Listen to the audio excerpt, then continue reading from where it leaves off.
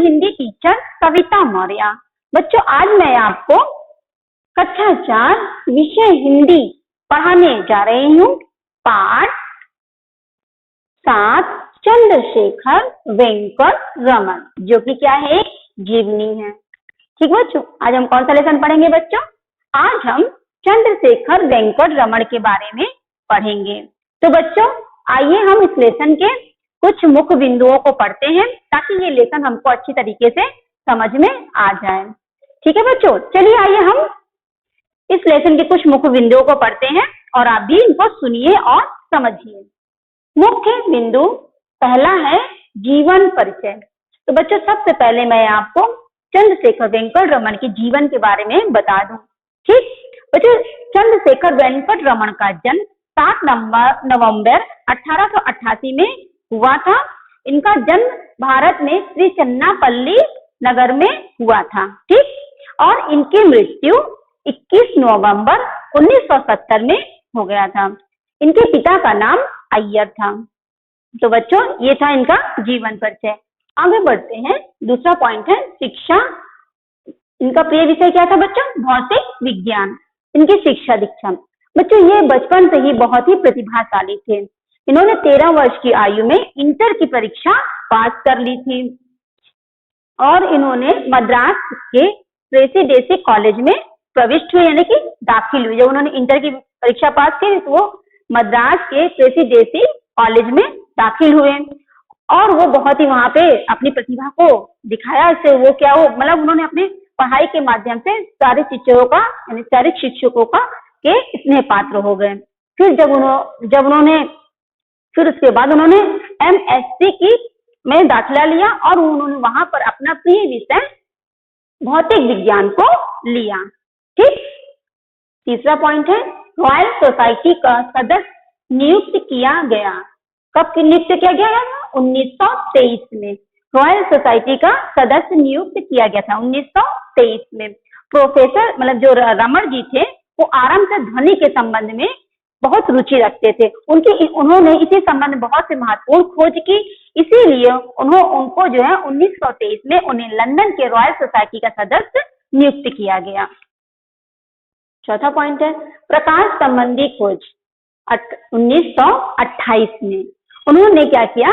रमन ने प्रकाश संबंधी खोज की जो 1928 में उन्होंने किया था। और इसको क्या, ये जो खोज थी प्रकाश संबंधी, ये इनकी महत्वपूर्ण खोज थी और उन्हीं की खोज को रमन प्रभाव के नाम से जाना जाता है। पांचवा पॉइंट है नोबेल पुरस्कार। ये जो प्रकाश संबंधी उन्होंने खोज किया था इसका नाम उन्होंने रमन प्रकाश रखा और उनकी इसी खोज के कारण उन्हें नोबेल पुरस्कार से पुरस्कृत किया गया। छठा पॉइंट है सच्चा वैज्ञानिक। उन्होंने अपने एक भाषण में बताया था कि सच्चा वैज्ञानिक कैसा होता है। उन्होंने बोला था कि सच्चा वैज्ञानिक क्या कहते हैं, जाति धर्म से क्या होता है, परे होता है। उसको ना जाति से मतलब होता है ना धर्म से मतलब होता है, बल्कि वो अपने राष्ट्र हित में जो उसकी जो खोजें होती है वो उसके राष्ट्र हित में काम आए, इस पे वो समर्पित होते हैं। उसी को क्या कहते हैं? सच्चा वैज्ञानिक कहते हैं। तो बच्चों मैंने यहाँ मुख्य बिंदु पढ़े, एक बार मैं इनके मुख्य बिंदुओं को और पढ़ देती हूँ ताकि ये आपको मुख्य बिंदु अच्छे समय समझ में आ जाए। मुख्य बिंदु जीवन परिचय। इसमें रमन जी के जीवन परिचय को बताया है कि उनका जन्म कब और कहाँ हुआ और उनकी मृत्यु किस सन में हुई थी। शिक्षा दीक्षा। उनकी शिक्षा दीक्षा के बारे में बताया कि वो बचपन से ही बहुत क्या थे, प्रतिभा संपन्न थे, और पढ़ने में बहुत तेज थे। उनका मन पढ़ाई में बहुत लगता था और उन्होंने 13 साल की आयु में इंटर की परीक्षा पास कर ली थी और उन्होंने उसके बाद मद्रास के प्रेसिडेंसी कॉलेज में एडमिशन लिया और उनका जो प्रिय विषय था उन्होंने MSc में अपना प्रिय विषय भौतिक विज्ञान को लिया। तीसरा पॉइंट था रॉयल सोसाइटी का सदस्य नियुक्त किया गया। कब? 1923 में।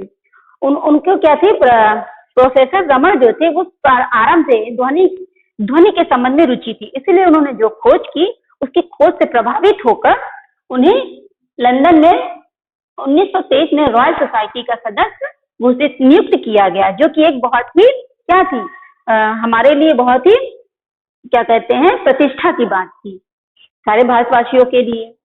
और चौथा पॉइंट था प्रकाश संबंधी खोज की। रमन ने जो डॉक्टर रमन थे उन्होंने प्रकाश संबंधी खोज की और उनके इसी खोज को रमन प्रभाव के नाम से जाना जाता है। पांचवा पॉइंट था नोबेल पुरस्कार। उनके इन्हीं खोज के कारण रमन जो उन्होंने खोज की थी प्रकाश संबंधी, उन्हीं खोज के कारण उन्हें नोबेल पुरस्कार से पुरस्कृत किया गया था। छठा पॉइंट था सच्चा वैज्ञानिक।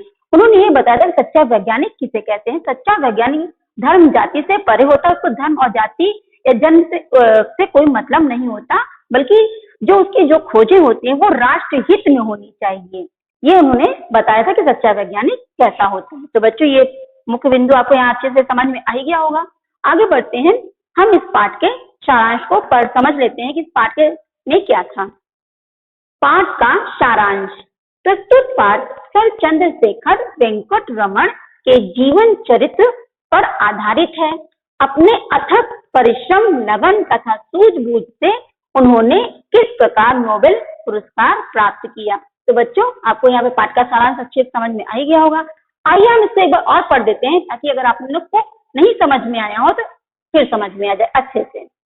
पाठ का सारांश। प्रस्तुत पाठ सर चंद्रशेखर वेंकट रमन के जीवन चरित्र पर आधारित है।